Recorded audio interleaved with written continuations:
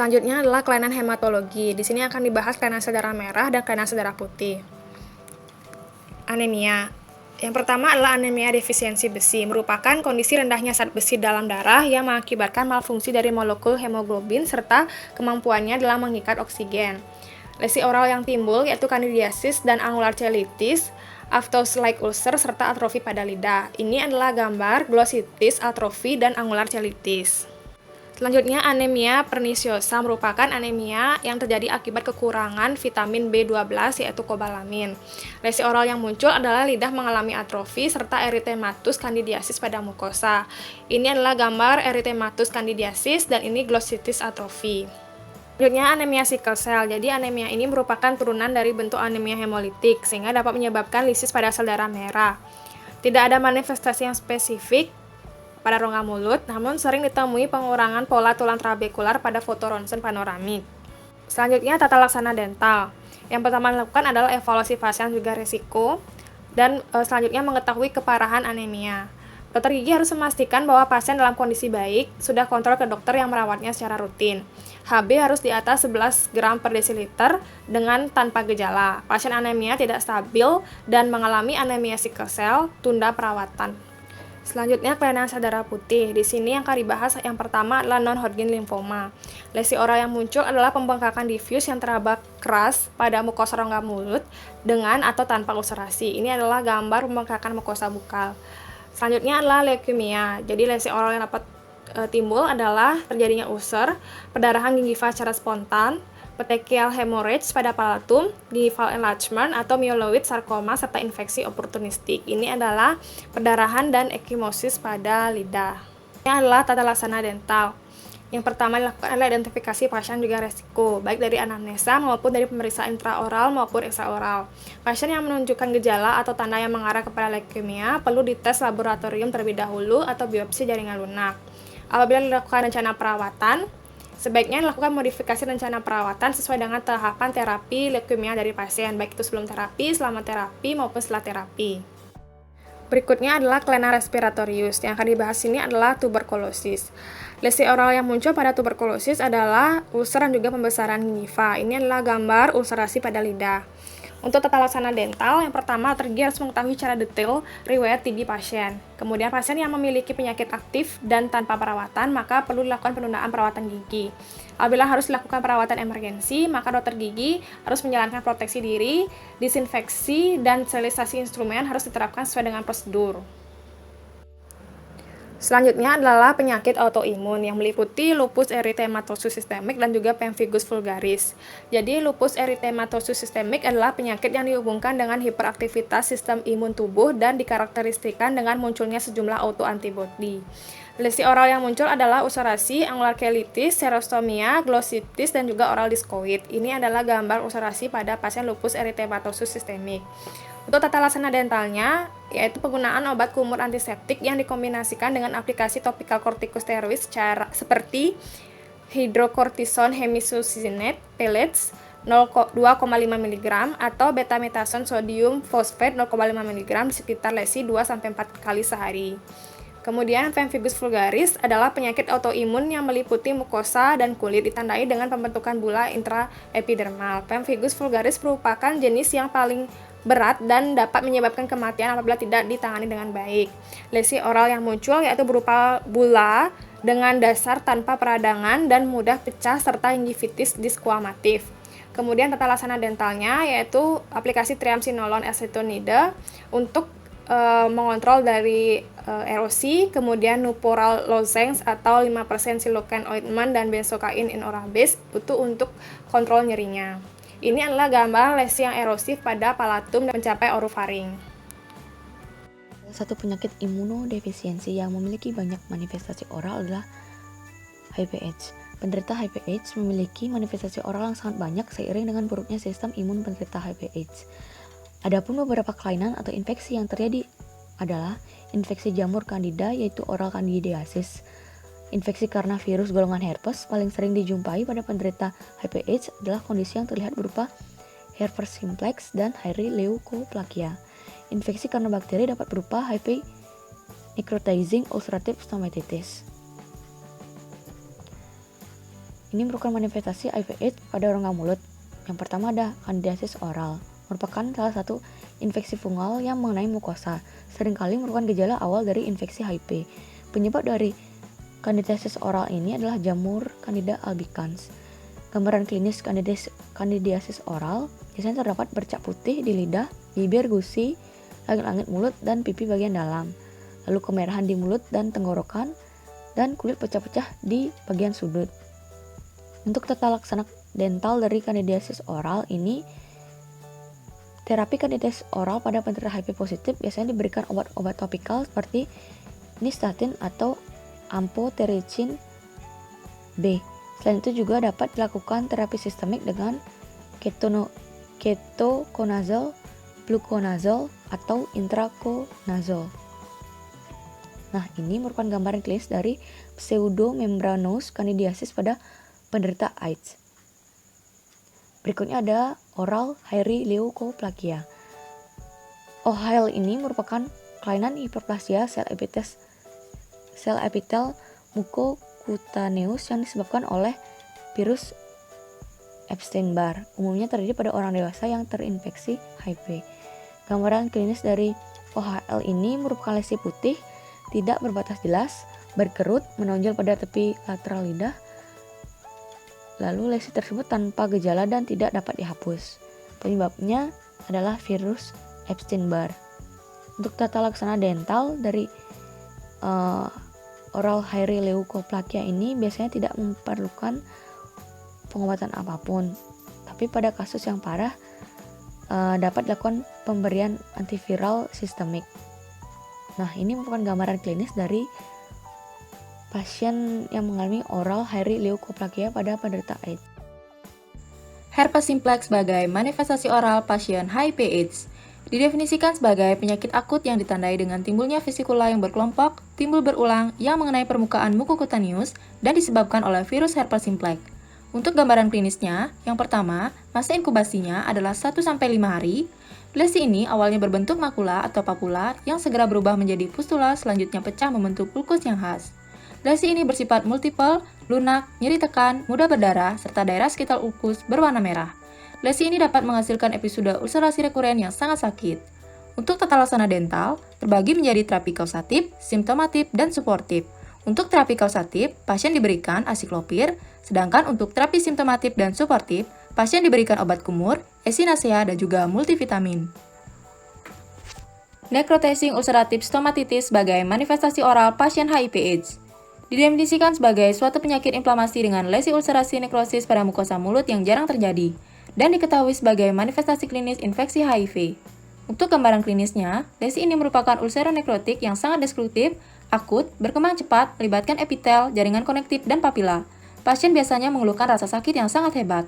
Lesi ini dapat meluas ke jaringan sekitarnya, dan pada stadium lanjut, lesi ini dapat menyebabkan tulang alveolar terbuka yang dikenal dengan cancrum oris.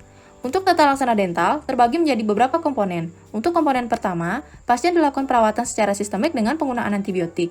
Untuk komponen kedua, dilakukan perawatan secara lokal, yaitu berkumur dengan kloreksidin gluconat 2 kali sehari. Untuk komponen ketiga, dilakukan kontrol nyeri dengan obat analgesik. Untuk komponen keempat, dilakukan eliminasi beberapa faktor predisposisi. Untuk komponen kelima, dilakukan perawatan jangka panjang yang terdiri dari kontrol tiap bulan ke dokter gigi. Selanjutnya, ada kondisi degeneratif.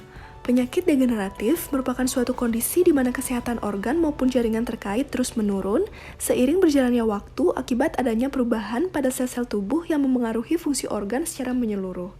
Penyebab penyakit degeneratif yang paling umum adalah adanya proses penuaan. Gambaran klinis dari kondisi ini antara lain yang pertama, keadaan gigi gerigi pada lansia akan mengalami perubahan seperti gigi karies, gigi goyang, bahkan kehilangan gigi. Kemudian rentan mengalami SAR, traumatic ulcer, angular cheilitis, xerostomia, coated tongue, lichen planus, dan desquamative gingivitis. Kemudian secara klinis mukosa mulut juga akan tampak lebih pucat, tipis, dan kering. Proses penyembuhan menjadi lambat dan mukosa mulut lebih mudah mengalami iritasi terhadap tekanan maupun gesekan akibat berkurangnya aliran saliva pada lansia. Etiologi dari lesi oral akibat kondisi degeneratif adalah pada lansia, lapisan epitel yang menutupi mukosa mulut cenderung mengalami penipisan akibat berkurangnya keratinisasi dan berkurangnya pembuluh darah kapiler maupun suplai darah. Gangguan sistemik seperti efek dari konsumsi obat-obatan juga dapat menimbulkan lesi pada rongga mulut. Gangguan yang terjadi mungkin tidak menimbulkan kematian, tapi berpengaruh pada kualitas hidup lansia. Tata laksana dental untuk penyakit degeneratif pada lansia perlu mendapatkan perhatian lebih, seperti disarankan untuk selalu menjaga kesehatan rongga mulut, memperhatikan pemilihan jenis makanan yang mudah dikunyah dan dicerna oleh lansia, pemeriksaan rutin dari dokter gigi termasuk denture yang dipakai, sehingga kualitas kesehatan tubuh dan rongga mulut menjadi lebih baik. Perawatan pada pasien lansia di dokter gigi dilakukan senyaman mungkin dengan mengatur posisi pasien lansia pada dental chair, dan waktu kunjungan juga perlu diperhatikan agar tidak terlalu lama. Ini adalah salah satu contoh kelainan di rongga mulut yang terjadi akibat kondisi degeneratif. Selanjutnya adalah kehamilan, di mana lesi rongga mulut yang paling sering muncul pada saat kehamilan adalah epulis gravidarum, yang merupakan suatu reaksi jaringan granulasi terhadap rangsangan yang berulang-ulang berhubungan dengan peningkatan hormon pada wanita hamil. Gambaran klinisnya itu berupa pertumbuhan jaringan lunak, berwarna merah, permukaan halus, mudah berdarah dan tidak sakit. Pertumbuhannya cepat, berbatas tegas, ukuran diameternya bervariasi, dapat berupa sesil maupun melekat pada mukosa dengan tangkainya. Untuk etiologinya, yaitu peningkatan hormon estrogen dan juga progesteron yang akan memacu mukosa mulut untuk memberikan respon berlebihan terhadap trauma ringan. Untuk penanganan dari epulis gravidarum itu tergantung pada keparahan gejala lesi tersebut. Jika lesi kecil, tidak ada rasa sakit dan tidak berdarah, maka perawatan yang diberikan adalah observasi klinis dan juga kontrol rutin. Perawatan oral hygiene dan kunjungan secara reguler saat kehamilan juga harus direkomendasikan. Pembedahan dilakukan saat kehamilan jika terdapat perdarahan atau nyeri pada lesi atau setelah melahirkan lesi tersebut tidak juga mengecil. Selanjutnya, untuk pertimbangan tata laksana dental terkait kondisi kehamilan, itu ada beberapa pertimbangan berdasarkan trimesternya, di mana untuk trimester pertama itu merupakan masa-masa paling kritis, di mana pembelahan sel yang cepat dan aktif organogenesis terjadi. Untuk rekomendasi tata laksana dental itu, yang pertama, pemberian edukasi kepada pasien mengenai adanya perubahan oral selama kehamilan. Yang kedua, ditekankan instruksi kebersihan mulut yang ketat dan kontrol pak. Lalu, pembatasan perawatan gigi sampai dengan periodontal profilaksis, dan hindari radiografi rutin, kecuali memang sangat dibutuhkan. Lalu untuk trimester kedua, direkomendasikan untuk yang pertama tetap instruksi kebersihan mulut dan kontrol pak. Lalu yang kedua, scaling, polishing, dan kuretase mungkin dilakukan jika perlu. Lalu yang ketiga, kontrol jika ada penyakit mulut. Yang keempat, perawatan gigi elektif aman dilakukan pada trimester ini. Dan yang kelima, tetap hindari radiografi. Pada trimester ketiga, ini untuk rekomendasi tata laksana dentalnya, yang pertama instruksi kebersihan mulut dan kontrol plak, lalu yang kedua scaling, polishing, dan kuretase itu mungkin dilakukan jika perlu. Lalu yang ketiga, di sini hindari perawatan gigi elektif selama pertengahan trimester ketiga dan juga hindari radiografi rutin. Lalu untuk pemilihan penggunaan obat-obatan di perawatan dental pada ibu hamil, ini pada penggunaan antibiotik itu yang boleh digunakan antara lain amoxicillin, metronidazole, erythromycin, penisilin, dan cephalosporin. Lalu yang tidak boleh digunakan yaitu tetracycline dan chloramphenicol. Lalu untuk analgesik yang boleh digunakan acetaminophen, morfin, dan meperidin. Dan yang tidak boleh digunakan yaitu aspirin, ibuprofen, naproxen, itu pada semester ketiga tidak boleh digunakan. Lalu untuk antifungal itu ada chlorithomazole dan nystatin yang boleh digunakan. Lalu penggunaan secara hati-hati itu fluconazole dan ketoconazole. Lalu untuk anestesi lokal yang boleh digunakan yaitu lidocain, prilocain, dan etidocain. Sedangkan yang digunakan secara hati-hati itu ada mepivakain dan bupivacain. Lalu untuk kortikosteroid yang boleh digunakan yaitu prednisolon. Selanjutnya mengenai lesi oral dan pertimbangan tata laksana dental terkait kondisi dan penyakit sistemik pada pasien geriatri. Jadi pasien geriatri merupakan pasien usia lanjut berusia lebih dari 60 tahun yang mengalami proses penurunan fungsi tubuh atau penuaan. Penanganan pasien lansia biasanya sangat berbeda dan secara signifikan akan lebih rumit dibandingkan dengan pasien-pasien yang lebih muda. Hal ini karena fungsi tubuh menurun, sistem imun menurun, disertai adanya kelainan-kelainan sistemik. Kondisi tersebut menyebabkan perubahan pada kondisi rongga mulut serta gigi, di mana akan menimbulkan lesi-lesi oral, yaitu beberapa lesi yang terjadi pada pasien geriatri yaitu lesi inflamasi, candidiasis, angular cheilitis, vesiculobullous disease, rheumatic ulcer, lichen planus, trigeminal neuralgia, oral cancer, dan juga kelainan pada salivary glands. Berikut mengenai gambaran klinis, etiologi, dan tata laksana dental akan dibahas satu persatu, dimulai dari lesi inflamasi. Jadi lesi inflamasi yang sering terjadi pada pasien geriatri yaitu hiperplasia papiler dan epulis visurata. Adapun gambaran klinisnya, hiperplasia papiler ini merupakan lesi yang berupa nodul, jumlah multiple, bentuk polipoid dan papiler, lokasi palatum durum, dan tampak seperti batu atau gambaran klinisnya disebut dengan cobblestone. Kemudian untuk gambaran klinis dari epulis visurata, yaitu lesi hiperplastik dengan jaringan berlebih di area vestibulum, mengelilingi gigi tiruan, menimbulkan nyeri, perdarahan, dan juga ulcerasi. Lesi ini biasanya disertai dengan kandidiasis. Ini adalah gambaran lesi inflamasi hiperplasia papiler, tepat di bawah frame dari denture. Etiologinya adalah penggunaan gigi tiruan yang tidak sesuai. Untuk tata laksananya, menghentikan penggunaan gigi tiruan sementara, terapi anti jamur, kemudian operasi pengangkatan jaringan hiperplastik tanpa mengabaikan kondisi umum pasien, serta dilakukan pembuatan protesa baru yang sesuai. Kemudian kandidiasis. Jadi kandidiasis ini dibagi menjadi kandidiasis pseudomembran dan atropik yang biasanya sering terjadi pada lansia. Untuk kandidiasis pseudomembran, lesi berupa plak berwarna keputihan, area sekitarnya kemerahan, kemudian lokasi biasanya terjadi pada mukosa bukal, palatum, lidah, serta dasar mulut. Kemudian pasien akan mengeluh nyeri, rasa terbakar, dan perubahan sensasi pengecapan. Jadi ini adalah gambar dari kandidiasis pseudomembran. Berikutnya kandidiasis atropik ini juga sering terjadi pada pasien pengguna gigi tiruan sebagian. Jadi lesi berupa makula berwarna kemerahan, diffuse, lokasi di bawah denture, mukosa relatif kering, dan pasien akan mengeluhkan nyeri. Berikutnya etiologinya yaitu dari Candida albicans yang merupakan flora normal di rongga mulut yang berubah menjadi patogen oportunistik. Kemudian faktor risiko kelainan sistemik, daya tahan tubuh menurun, mulut kering, dan juga penggunaan protesa serta obat-obatan. Untuk tata laksananya dilakukan penegakan diagnosis dengan pemeriksaan klinis dan juga pemeriksaan penunjang. Kemudian kandidiasis ini dapat diterapi dengan anti jamur topikal dan juga sistemik. Berikutnya angular cheilitis. Jadi gambaran klinisnya adalah saliva mengalir terus-menerus pada sudut bibir, eritem, permukaan mengeras, serta adanya retakan, lesi erosif kronis yang menimbulkan rasa nyeri. Jadi seperti gambaran di bawah ini. Etiologinya adalah jamur Candida albicans serta Staphylococcus aureus. Biasanya juga akibat dari lip leaking, aliran saliva yang tinggi pada pasien geriatrik, biasanya karena kekurangan nutrisi, defisiensi vitamin B dan zat besi. Kemudian tata laksananya adalah terapi anti jamur dan dikombinasikan dengan krim steroid, serta terapi clotrimazole, nystatin, dan juga menggunakan cleoquinol hidrocortisone sebagai krim steroidnya. Berikutnya adalah vesicle bullous disease. Jadi ini merupakan lesi vesikel dan bula, di mana lesi vesikel ini merupakan benjolan berisi cairan diameter kurang dari 1 cm, batas jelas dan dinding vesikel sangat tipis. Kemudian untuk bula, vesikel yang diameternya lebih dari 1 cm. Adapun lesi vesikel bulosa yang sering terjadi pada orang tua yaitu pemphigus vulgaris, pemphigoid membran mukosa, dan herpes pada vesicle bullous disease. Ini adalah gambaran klinis dari pemphigus vulgaris pada lansia. Etiologinya adalah kelainan autoimun dan virus yang menyerang rongga mulut, yaitu herpes simplex 1. Kemudian tata laksana dentalnya, pemberian topical agent dan obat sistemik. Pada rongga mulut pasien geriatri itu juga biasanya ditemukan adanya traumatic ulcer.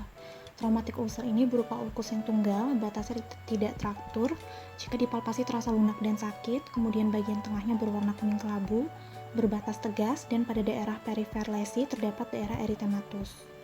Kemudian etiologinya pada pasien geriatri biasanya disebabkan oleh lip and cheek biting, kemudian adanya penurunan fungsi motorik, kebersihan rongga mulut yang buruk, gigi yang patah, restorasi yang buruk sehingga menyebabkan iritasi pada mukosa, dan protesa yang longgar. Untuk perawatannya, itu yang pertama menghilangkan etiologi penyebab lesi dan diberikan obat topikal untuk mengurangi rasa nyeri. Selanjutnya ada lichen planus dengan gambaran klinis berupa pola karakteristik garis interkoneksi putih tipis atau striae yang menyerupai pola tanaman lichen. Etiologinya disebabkan oleh adanya kelainan imunologi, limfosit T yang tertarik ke antigen dalam epitelium yang menyebabkan keradangan kronis sehingga menghasilkan perubahan pada epitel. Untuk perawatannya, untuk lichen planus yang asimptomatik itu tidak ada perawatan dan dilakukan pemeriksaan berkala 1-2 kali per tahun. Untuk yang simptomatik diberikan kortikosteroid topikal, kortikosteroid oral, dan pemeriksaan biopsi dan histologi apabila diperlukan. Selanjutnya adalah trigeminal neuralgia. Trigeminal neuralgia merupakan sindrom nyeri wajah yang dapat terjadi secara berulang dan bersifat kronis. Nyeri wajahnya unilateral, spontan, menusuk, dan seperti tersengat listrik pada daerah yang dipersyarafi oleh cabang nervus trigeminus. Etiologinya bersifat multifaktorial dan kebanyakan kasus bersifat idiopatik. Untuk perawatannya ada dua. Yang pertama non-medikamentosa berupa KIE, pembedahan dan juga terapi radiasi. Dan untuk perawatan medikamentosanya diberikan carbamazepin 100-600 mg per harinya.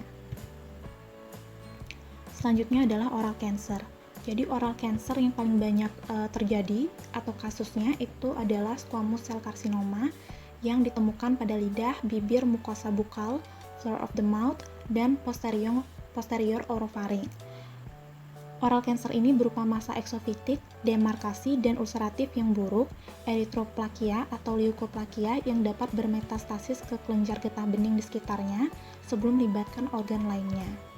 Untuk etiologinya, itu semakin meningkatnya usia, persentase terserang oral cancer itu akan semakin tinggi, dan faktor predisposisi atau faktor resiko yang paling tinggi menyebabkan oral cancer itu adalah tembakau dan juga alkohol. Untuk rencana perawatannya, pada oral cancer yang lesinya kecil, itu dapat dilakukan pembedahan, tetapi untuk yang lesinya besar, dapat dilakukan pembedahan dan diikuti dengan radiasi serta diseksi pada bagian leher yang efektif atau bersifat profilaksis. Selanjutnya, ada penyakit pada salivary glands. Pada pasien geriatri, itu kebanyakan akan mengalami hiposalivasi, yaitu menurunnya aliran saliva akibat disfungsi kelenjar saliva. Gejala klinisnya berupa bibir yang kering, mukosa bukal yang kering, tidak terdapat produksi saliva dari kelenjar parotik pada saat dipalpasi, dan tingginya angka DMF. Hal ini dapat menuju pada serostomia. Untuk etiologinya sendiri, itu yang pertama usia, di mana semakin meningkatnya usia, kelenjar saliva akan mengalami perubahan histologis, terutama pada jaringan fibrus dan juga adiposanya yang menyebabkan fungsi kelenjar yang menurun dalam memproduksi saliva. Nah, menurunnya produksi saliva ini juga didukung oleh adanya kebiasaan buruk, efek dari medikasi, penyakit sistemik, dan radiasi terapeutik di kepala dan juga leher. Untuk perawatannya adalah menyingkirkan faktor-faktor yang menyebabkan atau menjadi etiologi hipofungsi kelenjar saliva. Selanjutnya adalah lesi oral dan pertimbangan tata laksana dental terkait kondisi dan penyakit sistemik neurologik. Yang pertama adalah stroke. Definisinya, istilah umum yang digunakan untuk mengacu kepada kejadian cerebrovaskular atau CVA. Untuk gambaran klinisnya, selama perkembangan menjadi stroke, pasien bicara yang tidak jelas, lemah otot, atau kesulitan menelan. Setelah stroke, dapat terjadi suatu kesulitan atau hilangnya kemampuan bicara, paralisis unilateral dari otot orofasia, dan kehilangan stimuli sensori dari jaringan oral. Disfagia sering terjadi bersama dengan kesulitan mengolah cairan dan padatan. Untuk etiologinya, disebabkan oleh interupsi suplai darah dan oksigen ke otak yang diakibatkan iskemia atau perdarahan. Untuk tata laksana dental, untuk menjaga oral hygiene dapat difasilitasi dengan menggunakan sikat gigi elektrik. Dianjurkan juga untuk melakukan aplikasi fluoride rutin dan penggunaan chlorhexidine. Berikutnya adalah penyakit Parkinson. Penyakit Parkinson adalah gangguan neurodegeneratif yang progresif dari neuron yang menghasilkan dopamin. Untuk gambaran klinis, penyakit Parkinson dihubungkan dengan mata terbelalak, air liur berlebih dan berliur, dan menurunnya frekuensi berkedip dan menelan. Akibat penggunaan obat sering menghasilkan serostomia, mual, dan tardive dyskinesia. Untuk etiologinya, penyakit Parkinson disebabkan oleh kematian dan penipisan dari neuron dopaminergik. Penyebab lainnya adalah termasuk stroke, tumor otak, dan cedera kepala. Selain itu juga dapat diakibatkan oleh paparan mangan pada penambang dan tukang las, merkuri, dan karbon disulfida. Untuk tata laksana dental, untuk pasien yang tidak mampu mendapatkan perawatan yang adekuat, dapat memperkenalkan sikat gigi Collis Curve dan obat kumur chlorhexidine. Untuk pasien dengan kondisi serostomia dapat menggunakan saliva artifisial serta dapat mengaplikasikan topical fluoride. Berikutnya adalah penyakit demensia dan Alzheimer. Untuk definisinya, demensia adalah sindroma biasanya kronis dan progresif alamiah di mana terdapat kemunduran fungsi kognitif. Untuk gambaran klinis, kebanyakan obat yang digunakan untuk mengobati gangguan kejiwaan berkontribusi untuk meningkatkan masalah gigi seperti serostomia. Pasien sering mengalami cedera mulut akibat jatuh dan ulcer pada lidah, pipi, dan mukosa alveolar. Untuk etiologinya, penyebab demensia yang paling umum adalah penyakit Alzheimer, demensia vaskular, dan demensia yang diakibatkan oleh penyakit Parkinson. Penyebab Alzheimer tidak diketahui, namun tampaknya melibatkan hilangnya neuron kolinergik. Faktor resiko pada Alzheimer yaitu usia dan riwayat demensia keluarga. Untuk tata laksana dental, pasien Alzheimer harus diberikan program preventif agresif termasuk kontrol 3 bulan berkala, screening gigi, aplikasi topikal fluoride, edukasi kebersihan rongga mulut, dan penyesuaian protesa. Epilepsi merupakan gangguan yang ditandai dengan perubahan paroksimal kronis dan berulang, serta perubahan kesadaran yang disebabkan oleh aktivitas listrik abnormal di otak. Etiologinya, idiopatik epilepsi tidak diketahui secara spesifik penyebabnya, sedangkan pada acquired epilepsi dapat disebabkan oleh anomali metabolik, genetik dan struktural, serta dapat disebabkan oleh malformasi vaskular, tumor, trauma kepala, trauma kelahiran, dan infeksi selama kehamilan. Klinisnya yang pertama adalah gingival hiperplasia, terjadi sebagai efek samping dari obat anti-epilepsi terutama phenytoin. Untuk perawatannya adalah menjaga oral hygiene, rutin ke dokter gigi, serta pembedahan jika pertumbuhan gingival bersifat signifikan. Yang kedua, SAR dan Stevens-Johnson syndrome. Penyebab umum kelainan ini berkaitan dengan respon imun tubuh terhadap obat anti-epilepsi. Yang ketiga adalah laserasi pada lidah. Pasien dengan kejang yang tidak terkontrol biasanya akan datang dengan laserasi pada jaringan lunak. Untuk perawatannya adalah anestesi, diberi dengan NaCl, suturing, medikasi, dan edukasi. Yang terakhir adalah serostomia, merupakan efek samping dari obat anti-epilepsi terutama carbamazepin. Kondisi ini meningkatkan karies dan kandidiasis. Untuk perawatannya adalah penggunaan topical fluoride dan obat antifungal. Pada pasien dengan epilepsi. Yang pertama adalah evaluasi dan identifikasi kelainan, termasuk analisis penyebab, kualitas kejang, frekuensi kejang, dan faktor pencetus. Sebelum perawatan, dilakukan pendekatan untuk mengurangi rasa takut dan stres. Yang ketiga, jika terjadi bangkitan epilepsi, yang harus dilakukan adalah mengeluarkan instrumen dari rongga mulut pasien, dental chair posisi terlentang, melonggarkan pakaian, serta memastikan jalan nafas. Pemberian obat jika kejang lebih dari 3 menit dan berulang, serta jika kejang berlanjut harus dirujuk ke rumah sakit. Sklerosis merupakan penyakit inflamasi kronis dimediasi oleh autoimun yang mengenai sistem saraf pusat. Etiologinya tidak diketahui secara pasti, namun dikaitkan dengan infeksi baik karena virus rabies, campak, dan HHV6. Adapun faktor predisposisinya berupa faktor lingkungan, genetik, dan imunitas. Gambaran klinisnya, yang pertama adalah trigeminal neuralgia, berupa nyeri tiba-tiba, unilateral, tajam, singkat, dan berulang pada satu atau lebih cabang dari nervus 5. Yang kedua adalah parestesia dan disestesia. Parestesia merupakan rasa kesemutan seperti tertusuk-tusuk jarum, sedangkan disestesia berupa rasa terbakar dan rasa gatal. Yang ketiga adalah dysarthria. Dysarthria merupakan gangguan motorik dalam artikulasi atau scanning speech, ditandai dengan berbicara lambat dan pemisahan suku kata yang tidak teratur. Yang keempat adalah serostomia, merupakan efek samping dari obat yang meningkatkan resiko penyakit mulut seperti karies gigi dan infeksi jamur Candida. Laksana dental pada pasien dengan multiple sklerosis. Yang pertama adalah identifikasi pasien. Multiple sklerosis ditandai dengan keluhan nyeri wajah abnormal, mati rasa ekstremitas, gangguan penglihatan, serta kelemahan otot. Apabila terdapat kecurigaan multiple sklerosis, pasien dirujuk ke spesialis saraf untuk penegakan diagnosis dan perawatan. Jika dilakukan perawatan gigi, dokter gigi harus berkonsultasi dengan dokter pasien, serta mempertimbangkan efek samping dari obat multiple sklerosis terhadap rongga mulut. Perawatan sebaiknya dilakukan pada pagi hari, karena umumnya pasien akan mengalami kelelahan pada siang hari.